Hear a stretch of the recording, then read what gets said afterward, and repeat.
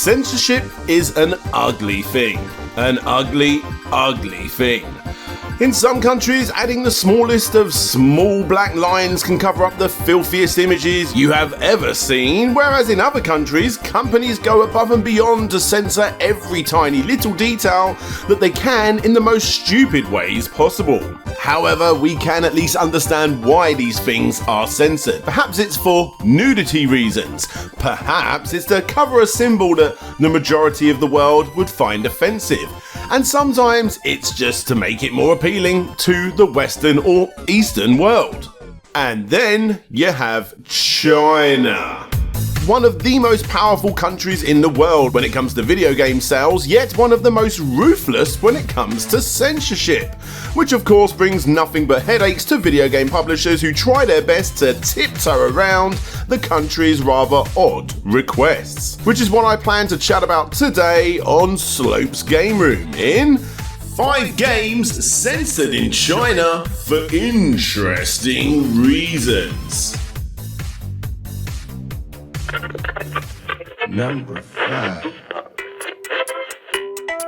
For people that really want to take Excel spreadsheets to the next level, Football Manager is a beloved series and one that Sega will never tire of. After all, what could be better than building and managing your team to success? Well, if you ask me, pretty much any other type of game. But you weren't asking me, so we'll move on to China. Yep, turns out that these guys don't like the games either. Well, actually, to be more specific, they didn't like the 2005 incarnation of the game that made them have a rock-hard anger boner which quickly turned into them banning it in their country. But why? What have they got against spreadsheets? I mean, seriously, what's so offensive about this? Oh, that's Excel again, sorry. That's better. So yeah, what's the problem here then? Well, when the game was imported to China, the government authorities found that the game had Tibet and Taiwan listed as separate countries. The Chinese takeover of Tibet has been a subject of protest by Tibetans in exile and their supporters, and the idea that Tibet should be independent is a banned topic in China. As for Taiwan, whilst most of the world see them as separate from China, China themselves do not. As far as they are concerned, Taiwan is a renegade province and other countries should break ties and allow China to take control and impose their own rule. Having a game where the countries are shown as independents of China caused a massive kick-off. Get it? And as a result, Football Manager was viewed as a serious insult. More importantly though, this wasn't just some hardcore grudge. Unfortunately for Sega, this actually violated several laws in China due to how seriously the country takes in sovereignty claims.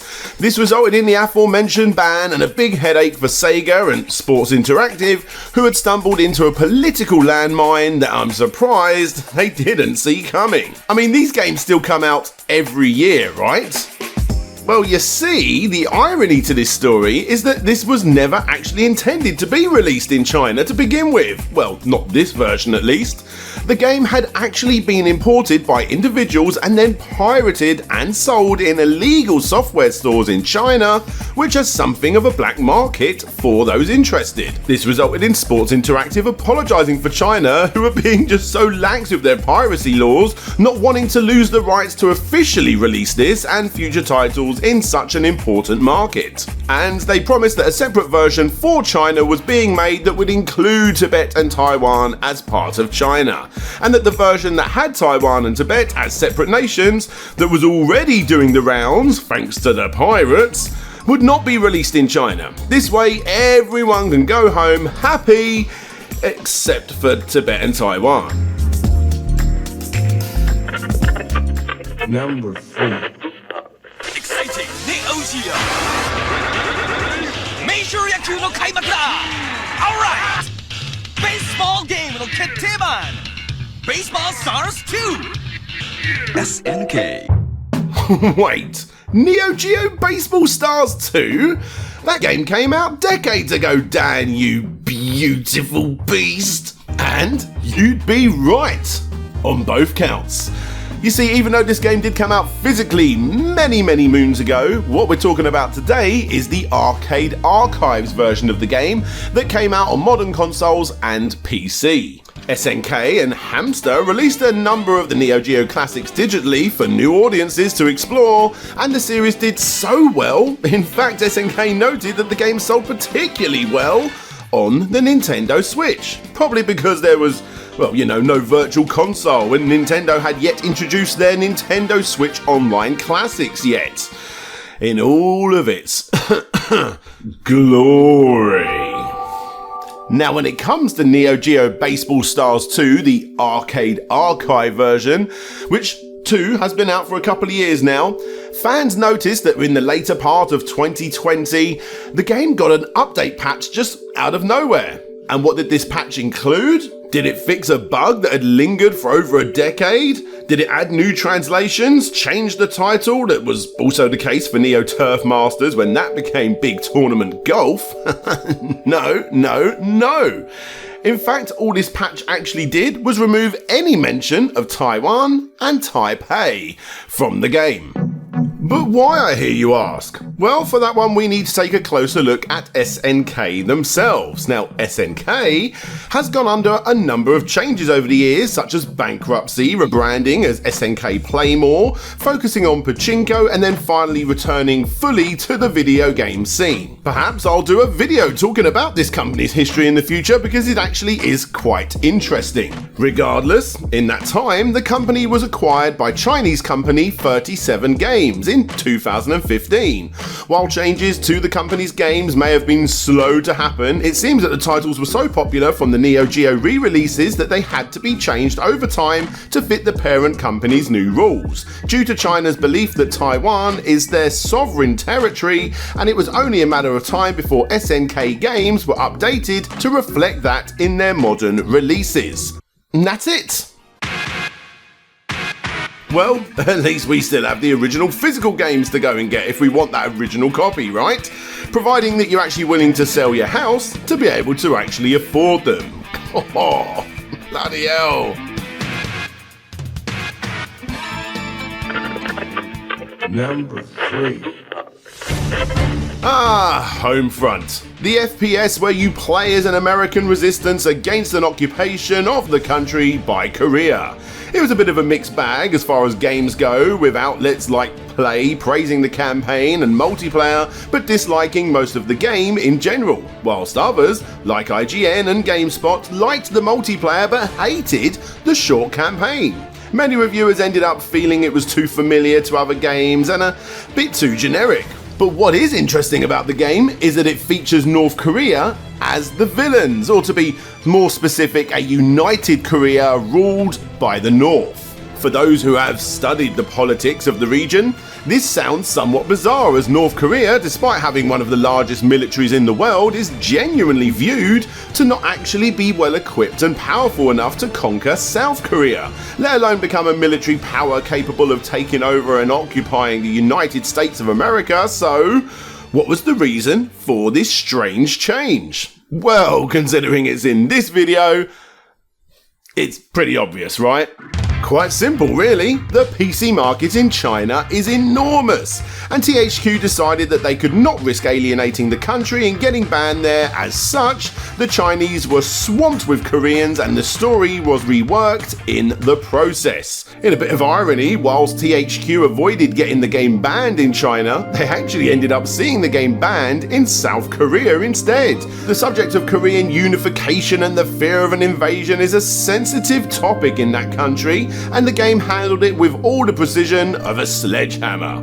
Japan also censored the game, as Japanese and Korean relations are always a touchy subject there. And as you may have guessed, this was not the only time this switcheroo happened when it came to China and Korea either. Let's move on. Number 2.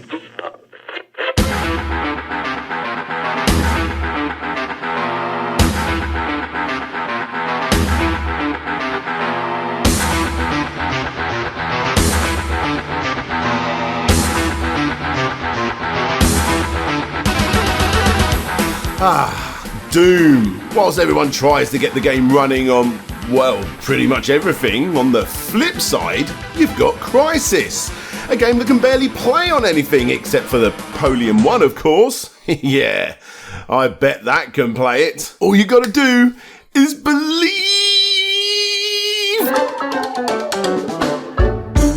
Regardless, for those that could play it, not only did they get a brand new heater for their house, they also got a really good game. Released back in 2007, the game was set in the futuristic year of 2020, which involved some rather serious world tensions that could ultimately destroy the world. So in other words, it was a whole lot less crazy than what actually happened in 2020. The villains were once again North Koreans, this time invading neighbouring countries, such as the fictional island near the Philippines, which they did in order to get an artifact that had been unearthed. Now, having North Korea be the bad guys may just seem like a very simple way to get around censorship in China. You know, changing North Korea from China. And you'd be right in thinking that. The game is set in the South China Sea, and North Korea has weapons and gear that they simply would just not have. As for their military ability and presence in the area, however, well, that makes perfect sense for China, and a look through the game's files does indeed reveal that China was planned to be the villains.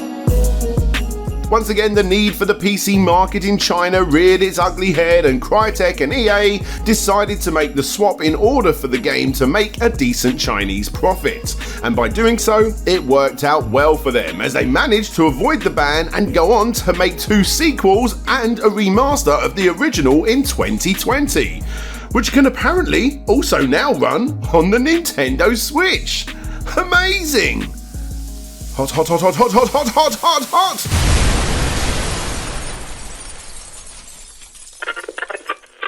Number 1. Whilst the previous reasons on this list were censored in China for commercial reasons or political reasons, this next one was also censored in China for a completely justifiable reason. Koei, now Koei Tecmo, are renowned for strategy games and love of exploiting Chinese history. Koei developed multiple strategy and war games that have involved China over the years, such as the Romance of the Three Kingdoms series, an adaptation of the seminal work of Chinese literature. And when it comes to their series PTO, or Pacific Theatre of Operations, or Teitoku no Ketsudan, as it's known in Japan, Koei focused on World War II battles set in the Pacific Theatre. The first game was a massive success for the company, and they followed it up with a sequel soon after. These games involve battles between Japan and other nations, primarily America, during World War II, and there were no real issues with these as far as most were concerned. However, when Koei were releasing their third entry, the company ran into some serious troubles with their plans. Why? Well, Koei were planning on using battles from the Second Sino-Japanese War, which is a topic of extreme sensitivity in China. For those wondering why this would be an issue, Japanese wartime actions against China were considered horrendous, including what is referred to as the Nanjing Massacre, or the of Nanjing. The actions of the Japanese government during the Second Sino-Japanese War are a point of serious contention between Japan and China, and the situation is not helped by the fact that Japan has been accused of historical revisionism when it comes to their wartime actions. The Japanese government has never apologised for their actions during this time, often due to the aforementioned revisionism, so not only was setting a game during these events bad enough, but Koei wanted a Chinese localisation for the game as well. As you can imagine, this did not go down well with their Chinese localization staff, who were outraged at entertainment being made by a Japanese company about a war in which atrocities were committed against their country by the military of Japan, and promptly quit in protest. Fortunately, Koei did learn from this and not only left the game in Japan, but for the fourth PTO outing, they had no battles set in China whatsoever, probably due to wanting to apologise for their actions.